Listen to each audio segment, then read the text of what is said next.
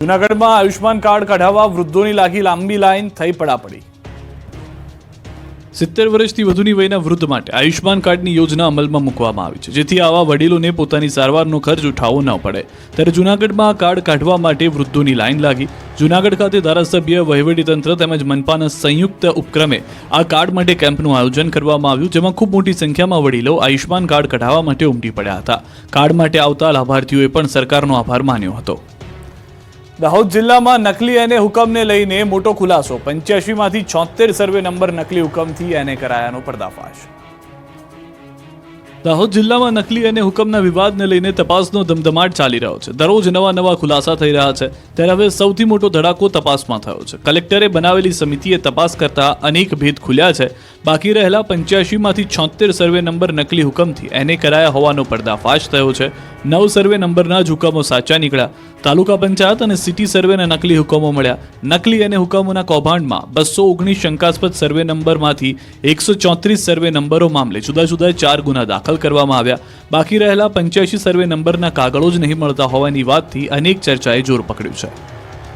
5મી ડિસેમ્બરે નરેન્દ્ર મોદી સ્ટેડિયમ જય સ્વામિનારાયણના નાદથી ગુંજશે। સુવર્ણ મહોત્સવને લઈને ફ્લાઇટના ભાડા આસમાને।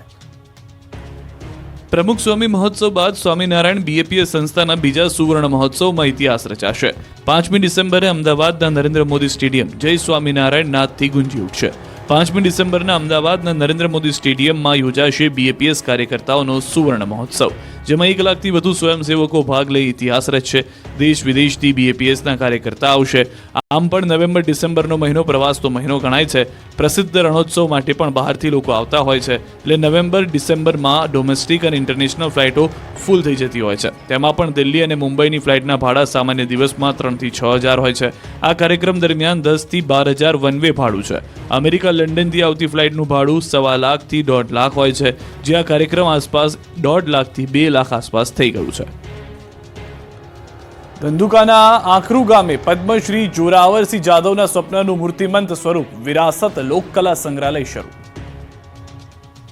ધંધુકાના આંકરૂ ગામે પદ્મશ્રી જોરાવરસિંહ જાદવના સ્વપ્નનું મૂર્તિમંત સ્વરૂપ વિરાસત લોકકલા સંગ્રહાલય બનીને તૈયાર થઈ ગયું છે, જેનું લોકાર્પણ મુખ્યમંત્રી ભૂપેન્દ્ર પટેલના હસ્તે થયું। અમદાવાદના ધંધુકાના આંકરૂ ગામે વિરાસત એક અનોખું ગ્રામીણ મ્યુઝિયમનું ઉદ્ઘાટન કરાયું। ઉદ્ઘાટન પ્રસંગે પૂર્વ મુખ્યમંત્રી શંકરસિંહ વાઘેલા, વજુભાઈ વાળા સહિત અનેક રાજકીય સામાજિક મહાનુભાવોએ પણ કાર્યક્રમમાં હાજરી આપી। આ મ્યુઝિયમને બનાવવા પાછળ 3 વર્ષનો સમય લાગ્યો। એક અસલ લોકકલા અને લોક સંસ્કૃતિ ઉજાગર કરતું અનોખું મ્યુઝિયમ તૈયાર કરાયું।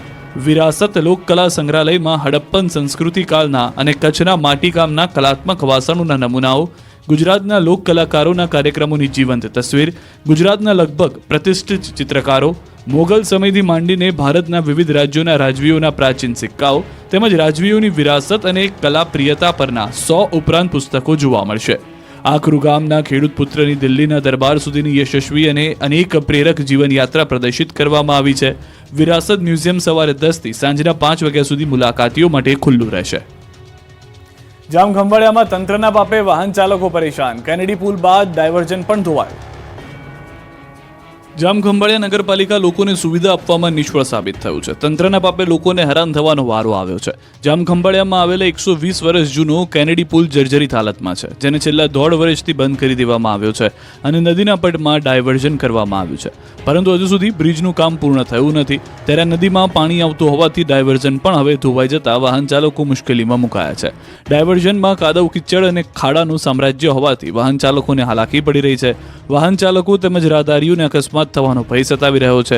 આ ડાયવર્ઝન વ્યવસ્થિત રીતે બનાવવા અનેક વખત આસપાસની સોસાયટીના લોકોએ તંત્ર સમક્ષ રજૂઆત કરી છે, પરંતુ કોઈ જ કાર્યવાહી ન થતા લોકો તેમજ વાહન ચાલકો મુશ્કેલીનો સામનો કરી રહ્યા છે। ખંભાળિયાથી પોરબંદર ભાણવડ જતા વાહનો તેમજ આસપાસના ગ્રામજનો અને સોસાયટીના રહીશોની હાલત ખરાબ થઈ ગઈ છે। અહીં વાહનો ફસાતા નજરે પડે છે।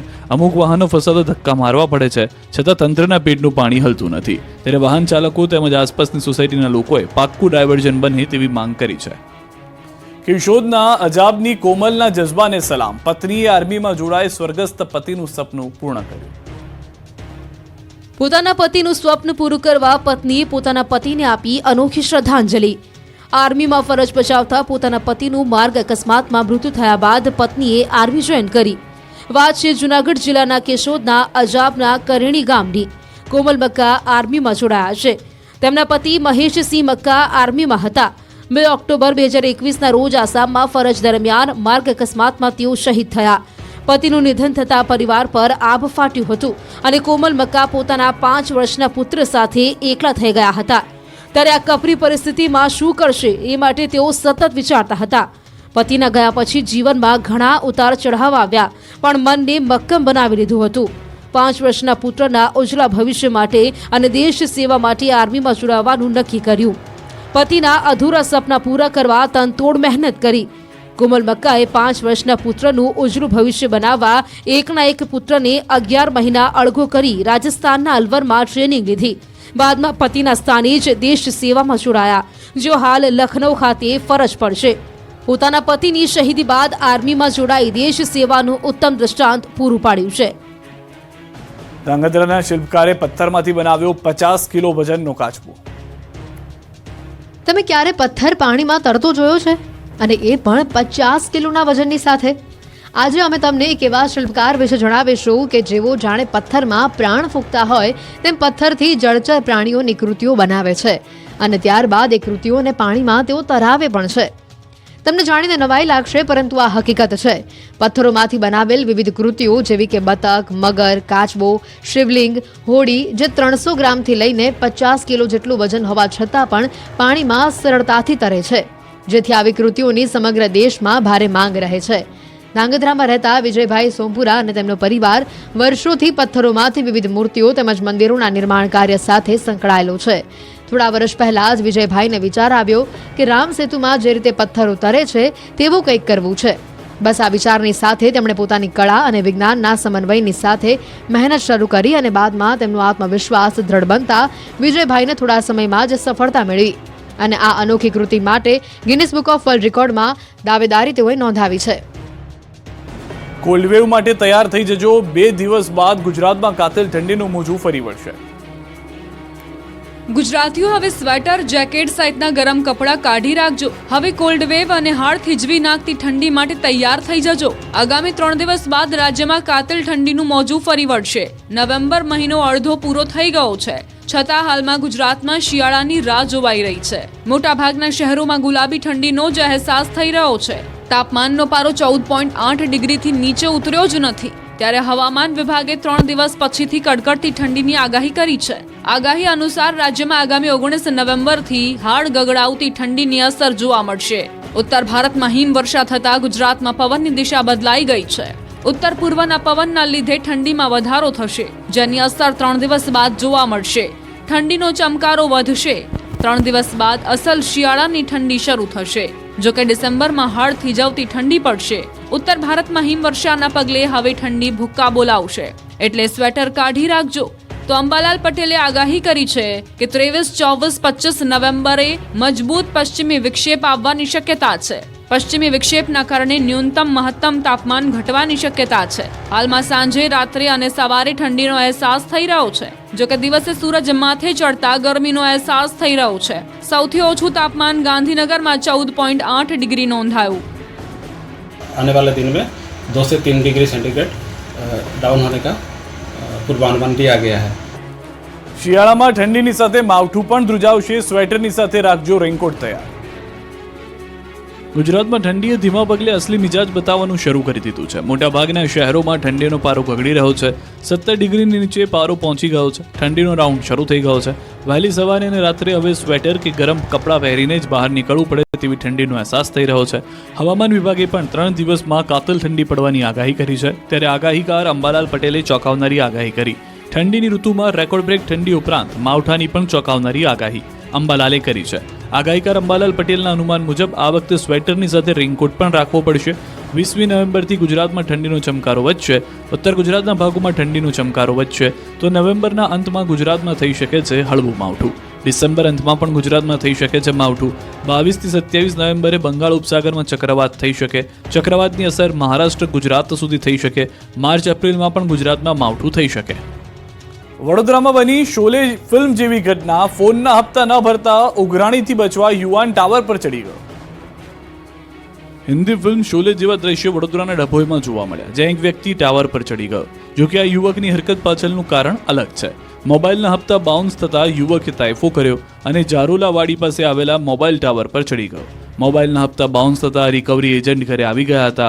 પછી તો શું, યુવક તાઇફો કરવા મોબાઈલના ટાવર પર ચડી ગયો.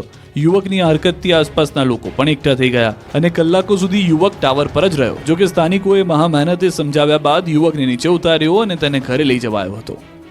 અમદાવાદ મુંબઈ નેશનલ હાઈવે પર લાગ્યા વાહનોના થપ્પા, 15 કિલોમીટર લાંબો ટ્રાફિક જામ. સુરતના માંગરોળ તાલુકાના મોટી નરોલી ગામ પાસે અમદાવાદ મુંબઈ નેશનલ હાઈવે 48 પર કિમ નદીના ઓવરબ્રિજ પર ડામર પાથરવાની કામગીરીને લઈને હાઈવે પર લાંબો ટ્રાફિક જામ થયો. 15 કિલોમીટર લાંબા ટ્રાફિક જામનો ડ્રોન નજારો સામે આવ્યો.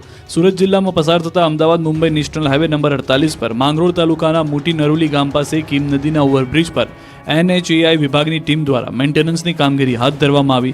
બ્રિજની એક લાઇન બ્લોક કરવામાં આવતા ટ્રાફિકની સમસ્યા ઊભી થઈ છે. નેશનલ હાઈવે 48 પર છેલ્લા 12 કલાકથી 15 કિલોમીટર લાંબો ટ્રાફિક જામ થયો છે, જેને લઈને વાહન ચાલકો તોબા તોબા પોકારી ઉઠ્યા છે. ટ્રાફિકથી ત્રાસી જઈને નેશનલ હાઈવે નજીક આવેલા ગામોમાં હવે વાહનો ઘૂસી રહ્યા છે અને પોતાનો સમય વેડફાટ ન થાય તે માટે ગ્રામીણ રસ્તાઓ પરથી સુરત બાજુ જઈ રહ્યા છે. તેમજ કોઈ પણ કટમાંથી વાહનો રોંગ સાઈડમાં ન ઘૂસે તે માટે કોસંબા પોલીસના જવાનો દરેક કટ પર ઊભા રહી ગયા છે, જેને લઈને બંને બાજુની લાઇન જામ ન થાય. ત્યારે NHAI વિભાગ ઝડપથી કામગીરી પૂર્ણ કરી હાઈવે ખુલ્લો કરાવે એ હાલ જરૂરી છે. રાજકોટ નાગરિક સહકારી બેંકની 28 વર્ષ પછી યોજાઈ ચૂંટણી, સરેરાશ 96.39% મતદાન થયું. ભાજપના જ બે જૂથ વચ્ચે કાંટાની ટક્કર. 28 વર્ષે રાજકોટ નાગરિક સહકારી બેંકની ચૂંટણી યોજાઈ. વર્ષે 10,000 કરોડ રૂપિયાનો બિઝનેસ, 3.32 લાખ શેર હોલ્ડર્સ ધરાવતી બેંકની ચૂંટણીમાં સરેરાશ 96.39% મતદાન થયું. કુલ 332માંથી 320 મત પડ્યા. રાજકોટ, જસદણ, જેતપુર, જૂનાગઢ, અમદાવાદ, મુંબઈ સહિતના સ્થળે મતદાન થયું. પોલીસ બંદોબસ્ત સાથે શાંતિપૂર્ણ માહોલમાં મતદાન પૂર્ણ થયું. રાજકોટ ખાતે 196 મતમાંથી 189 મત પડ્યા. સંસ્કાર અને સહકાર પેનલના ઉમેદવારનું ભાવિ મતદાન પેટીમાં કેદ થયું. ભાજપના જ બે જૂથ વચ્ચે કાંટાની ટક્કર છે. ચૂંટણીનું પરિણામ 19 નવેમ્બરે આવશે. 21 ડિરેક્ટરોમાં સહકાર પેનલના 6 ડિરેક્ટરો બિનહરીફ જાહેર થયા છે. અન્ય 15 ડિરેક્ટરો માટે સહકાર પેનલના 15 ઉમેદવારો છે, જ્યારે સંસ્કાર પેનલના 11 ઉમેદવારો મેદાને છે. જ્યોતિન્દ્ર મહેતાની સહકાર પેનલ અને કલ્પક મણિયારની સંસ્કાર પેનલ વચ્ચે જંગ છે. નાગરિક સહકારી બેંકની ચૂંટણીમાં ધારાસભાની ચૂંટણી જેવો માહોલ જોવા મળ્યો. મહત્વનું છે કે 5મી ઓક્ટોબર 1953માં 59 સભ્યોએ 5,000 રૂપિયાથી ઓછી મૂડી સાથે સહકારી બેંક શરૂ કરી હતી. વડોદરામાં ભાજપના બે ધારાસભ્યો જાહેર સભામાં વાખડ્યા, હૈયાની વાત હોઠે આવી ગઈ. વડોદરામાં ભાજપના જ બે ધારાસભ્યો જાહેર સભામાં જાહેર મંચ પર બાખડી પડ્યા હતા. વડોદરામાં દિવાળી બાદ પ્રસંગ હતો ભાજપનો સ્નેહ મિલનનો, પણ ભાજપના ધારાસભ્ય યોગેશ પટેલ અને ચૈતન્ય દેસાઈ વચ્ચે સદસ્યતા અભિયાનને લઈને વાકયુદ્ધ થયું. બંને ધારાસભ્યોની હૈયાની વાત હોઠે આવી ગઈ. જાહેર સભામાં બંને આમને સામને આવી ગયા. વડોદરા શહેરના માંજલપુર વિસ્તારમાં યોજાયેલા સ્નેહ મિલન સમારોહમાં માંજલપુરના ધારાસભ્ય યોગેશ પટેલે આકોટાના ધારાસભ્ય ચૈતન્ય દેસાઈનું નામ લઈને આકોટા વિધાનસભાને બનાવેલા સદસ્યો સામે શંકા વ્યક્ત કરીને તપાસનો વિષય છે તેવી ટિપ્પણી કરી. સદસ્યતા અભિયાન સામે સવાલો ઉઠાવ્યા. તેઓએ સસલા અને કાચબાની વાર્તાનું ઉદાહરણ આપીને કાચબો આગળ નીકળી ગયો તેવો કટાક્ષ કર્યો, જેને લઈને અકોટા વિધાનસભા યોજાયેલા સ્નેહ મિલન કાર્યક્રમમાં ધારાસભ્ય ચૈતન્ય દેસાઈએ સિનિયર ધારાસભ્ય યોગેશ પટેલ પર પલટવાર કર્યો. વળતો જવાબ આપતા ચૈતન્ય દેસાઈએ જણાવ્યું કે સંશોધનનો વિષય તો એ છે, તમે એ ચિંતા કરો કે તમારા વખતે આ કેમ ન કરી શક્યા. આ રીતે બંને નેતાઓ જાહેર મંચ પર જ હૈયા વરાળ ઠાલવતા રાજકારણ ગરમાયું હતું. જે વધારે વધારે સભ્ય બનાવે છે એને બધી ગ્રાન્ટ આપવાની હોય તો એ નથી કરતા.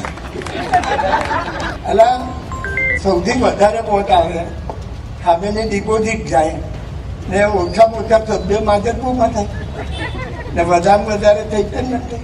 એટલે એવું વાત તો સાચી છે, સંશોધનનો વિષય છે, અને સંશોધનનો વિષય એવો છે કે તમે તમારી પોતાની ચિંતા કરો કે તમારા ત્યાં કેમ નહીં થયા.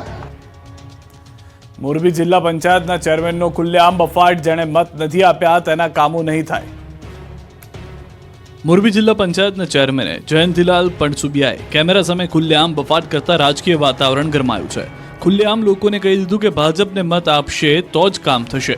મોરબી જિલ્લા પંચાયતના ચેરમેન જયંતિલાલ પણસુબિયાને મોરબીના વાવડી ગામે ભક્તિનગર સોસાયટીના રહેવાસીઓએ ઘેર્યા હતા. પ્રાથમિક સુવિધાના કામો ન થતા રોષે ભરેલા લોકોએ ચેરમેનને ઘેરીને સવાલ કર્યા. ત્યારે જિલ્લા પંચાયતના ચેરમેન જયંતિલાલ પણસુબિયા ગિન્નાયા હતા અને ખુલ્લેઆમ કહી દીધું કે મત આપો તો કામ થશે, નહીં તો કામ માટે આવવાનો અધિકાર નથી. મત ન આપો તો રોડ માટે રાહ જોતા રહો તેવું કહ્યું. ત્યારે સવાલ એ છે કે હવે સુવિધા મેળવવા માટે ટેક્સ ભરવો મહત્વનો કે મત આપવા મહત્વના? આની પહેલા ચૂંટણી આવી હતી ત્યારે અમને એમ કઈ ગયા હતા જેમ તમે કીધું હતું તમે અમને નો આપો માંગીએ તો અમારી આગળ પણ આની પહેલા જ્યારે આપણે કીધું હતું. ઠંડી મોડી શરૂ થતાં જામનગરમાં જીરુનું વાવેતર 30 દિવસ મોડું શરૂ થયું. ઠંડી મોડી શરૂ થતાં જામનગરમાં જીરુના વાવેતર 30 દિવસ મોડું શરૂ થયું. જામનગર જિલ્લામાં ઠંડીનો ચમકારો દેખાતા ખેડૂતોએ જીરાનું વાવેતર શરૂ કર્યું. ખેડૂતો મોટાભાગે લાભ પાચમ બાદ વાવણી કરતા હોય છે, પરંતુ ઠંડી મોડી જોવા મળતા 1 મહિના બાદ વાવેતર કરી રહ્યા છે. જામનગર જિલ્લાના જોડિયા પંથકમાં આવેલા હડિયાણા ગામે જીરાના પાકનું વાવેતર કરી રહ્યા છે. જોકે કમોસમી વરસાદને લઈ ખેડૂતોને ભારે નુકસાની વેઠવાનો વારો આવ્યો હતો. કમોસમી વરસાદથી મગફળીના પાકને વ્યાપક નુકસાન થયું છે. તેના કારણે મગફળીના ભાવ ઓછા મળી રહ્યા છે. ત્યારે ખેડૂતો જીરાનું સારું વાવેતર થાય અને સારા ભાવ મળે તેવી આશા રાખી બેઠા છે. બનાસકાંઠામાં ટેકાના ભાવે મગફળી ખરીદીમાં લાલિયાવાડી કિસાન સંઘના આક્ષેપો. સરકારે ટેકાના ભાવથી મગફળીની ખરીદી તો શરૂ કરી દીધી, પરંતુ બનાસકાંઠામાં લાલિયાવાડી ચાલતી હોવાનો આરોપ લાગ્યો છે. ભારતીય કિસાન સંઘ દ્વારા આ આરોપ લગાવાયો છે. દાવા પ્રમાણે સરકારે ટેકાના ભાવે મગફળી ખરીદી માટે પાલનપુરમાં 2 સેન્ટર તો ફાળવ્યા છે, પરંતુ એક જ સેન્ટર પર ખરીદી થાય છે. આથી ખરીદીની કામગીરી ધીમી ચાલી રહી છે અને ખેડૂતોએ